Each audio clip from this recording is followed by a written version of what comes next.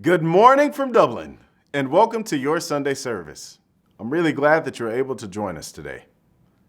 Now, let us begin with the reading of the Creed of the Church of Scientology.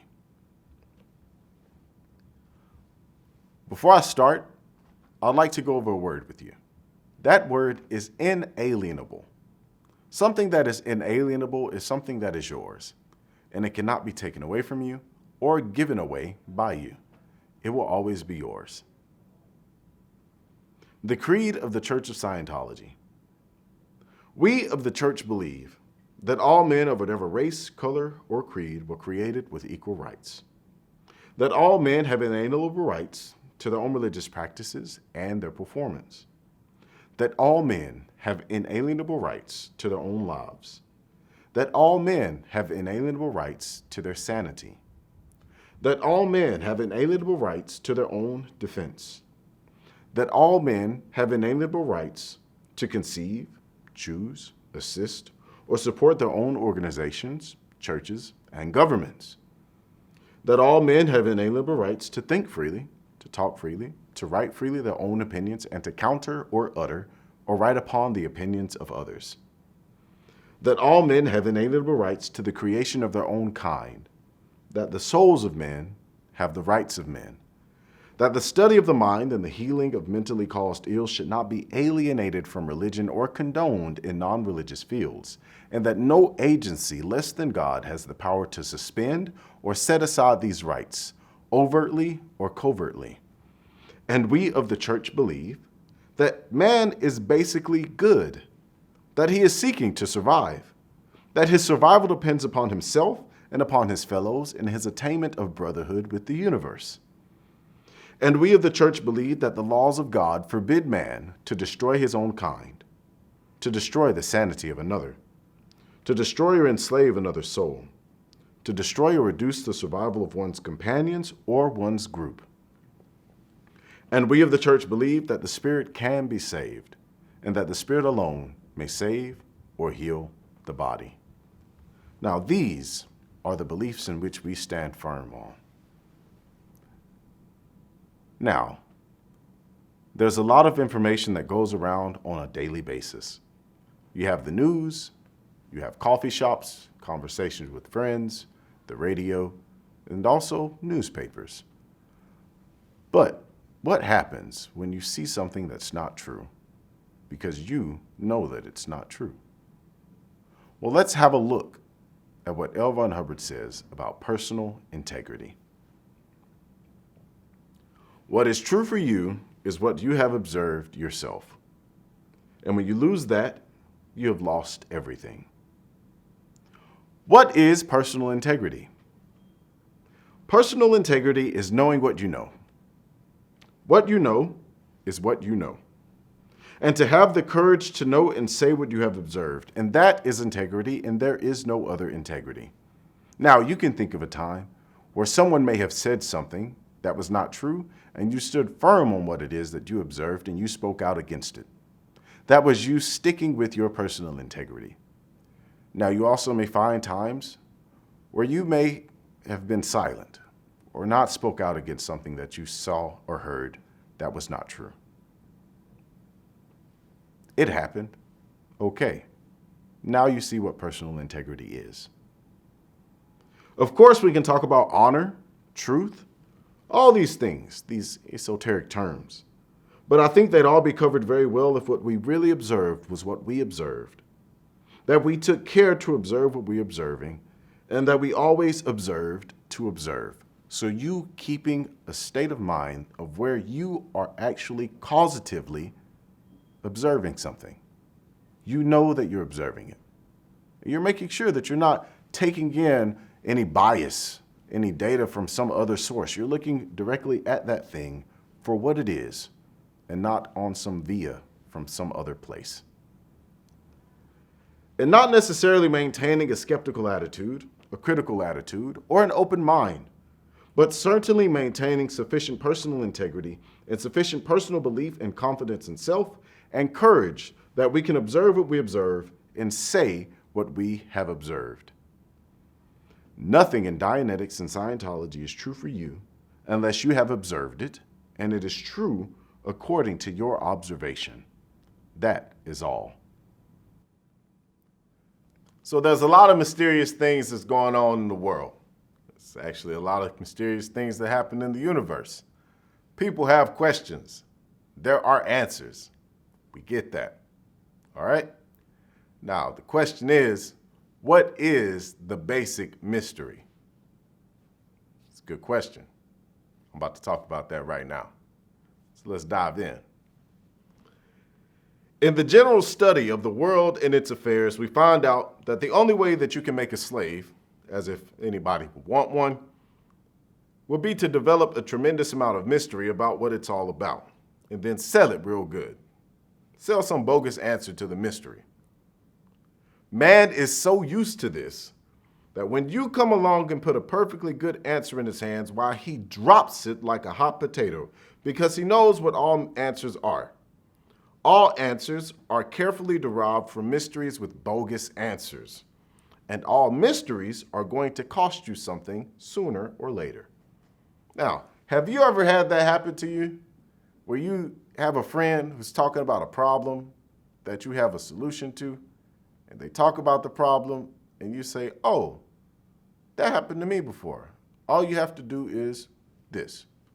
And then they hear the solution, and they say, oh, no, I can't do that, man. What you talking about? That's crazy. What is this? Where'd you get that from? And they go blah, blah, blah, blah, blah. Yeah, that's what that is. That's how that works. Let's continue. The development of the mystery itself stems from interpersonal relationships and man's general conflict with his fellows and his environment. And the basic mystery is, who is he? There's no more basic mystery than that. Who is that fellow over there? That is the beginning of individuation, of not individualism, but individuation. Pulling back from everybody and saying, I am me and they are them. And God knows what they're up to. And then, after a while, the fellow takes it out of the realm of mere blasphemy and puts it into worship. And he says, well, God knows what they're up to, and he'll protect me. So, what do we basically have? We basically have a mystery on who the other fellow is. Now, science originally meant truth, and now it means research revenue. Science is so far abandoned the basic mystery that they think there is a mystery on what is a floor, what is a ceiling, what is space. That is really a very cooked up mystery because that floor and that ceiling and that space is what me and thee have agreed to put there. And that's all about all it is. Wherever we have a mystery, we have normally a disagreement or a misunderstanding or an out of communicationness. And that's all there actually is to it, basically. A fellow had to disagree with whom he was looking at. He knew about it originally, and he didn't want to know who that fellow was. He didn't want to know anything about the situation because he had learned a lesson. If he communicated with it, he would be proved wrong. So we had some people in our midst, you amongst them, who would put up a this and say it was that. And then you would get those things twisted somehow or another, and you'd say, why don't you communicate with this? And then say, you communicated with that. After a while, the fellow says, oh, I don't want to communicate with either one of them. Heck with it. Who cares about those things? I don't care what they are. I don't want to know. And after that, he's had it. He's had it. He said, I don't want to know. And therefore, he had a mystery sitting across from him someplace. And he went so far along this line of not wanting to know that after a while, he conceived that he didn't know.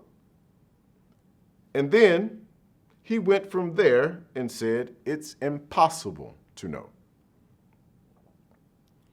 Wherever man finds himself deeply instilled, engrossed, surrounded with mystery, he is actually in conflict with himself and himself alone.